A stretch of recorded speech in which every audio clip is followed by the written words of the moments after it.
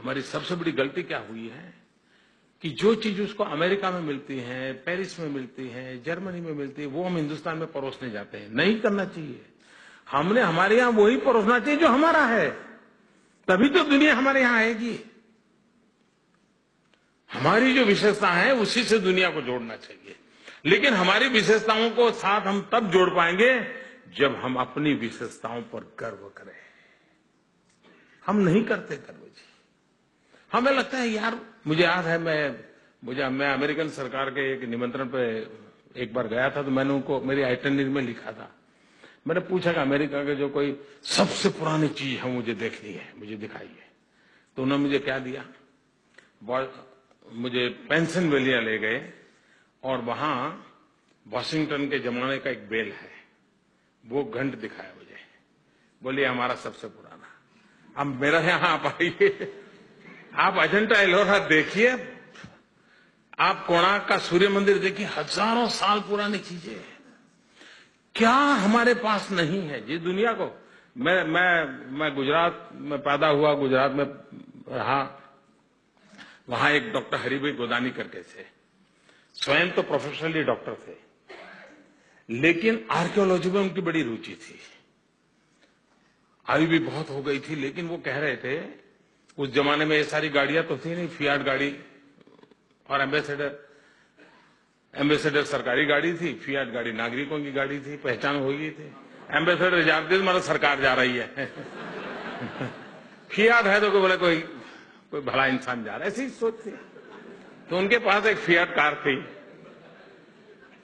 वो मुझे कह रहे थे, मैं उनके पास कभी कभी जाया करता था, ऐसे ही कुछ सीखने को मिले, समझने को मिले। बोले मैंने 20 फियाट गाड़ियां बर्बाद की मेरे कैरियर में, जो भी कमाता था। क्यों? तो बोले मैं जंगलों में चला जाता था, कच्चे रास्ते पे चला जाता था, और कहीं कोई मूर्ति हो, पत्थर हो, कोई पुराना पुरातत्व का कोई खंडहर पड़ा हो तो वहां चला जाता था। एक व्यक्ति का इंडिविजुअल कलेक्शन शायद किसी सरकार से बड़ा था।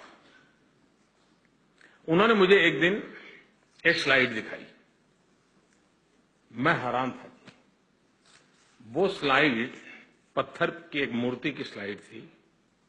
800 साल पुरानी वो मूर्ति थी, कार्बन रेटिंग हुआ था, और उसमें एक गर्भवती महिला का, प्रेग्नेंट विमेन का एक मूर्ति थी, और आधे पार्ट में उसके पेट को काट करके मूर्ति बनाई गई थी, और पेट काट करके बच्चा पेट में किस रूप में है,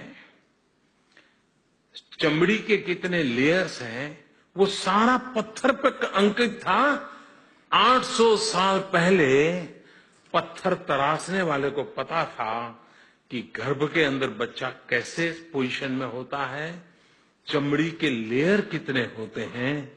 आप कल्पना कर सकते हो कि ज्ञान और विज्ञान के क्षेत्र में हमारे पूर्वजों ने क्या कुछ नहीं किया होगा।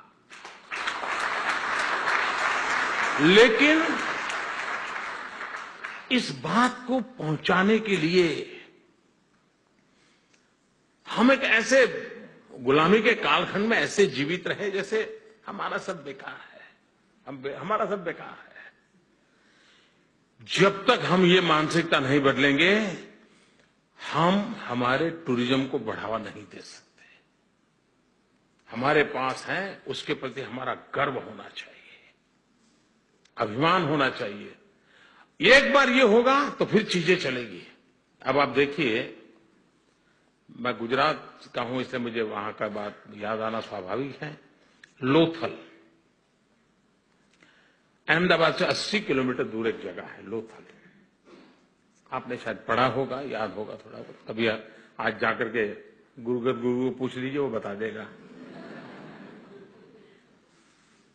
5000 साल पुराना पोर्ट, 5000 साल, और आर्कियोलॉजी और एक्सकेवेशन हुआ, सारी चीजें निकली। और वो कहते हैं कि 84 कंट्रीज उसके झंडे वहां लहराते थे। मतलब 84 कंट्रीज के साथ 5000 साल पहले उसका व्यापार था। और दूसरी विशेषता देखिए कि नालंदा, तक्षशिला यूनिवर्सिटी की जो हम चर्चा करते हैं, उसी कालखंड में एक बल्लभी यूनिवर्सिटी की चर्चा होती है इतिहास में। वो बल्लभी यूनिवर्सिटी ये लोथल से 50 किलोमीटर दूरी पर थी। तात्पर्य यह था कि उस समय हमारे पूर्वजों को पता था कि विश्व के बच्चों को पढ़ने लिखने के लिए आना है तो एक पोर्ट चाहिए, लोथल पोर्ट के नजदीक में ही यूनिवर्सिटी चाहिए, और अनेक देशों के बच्चे वहां पढ़ते थे।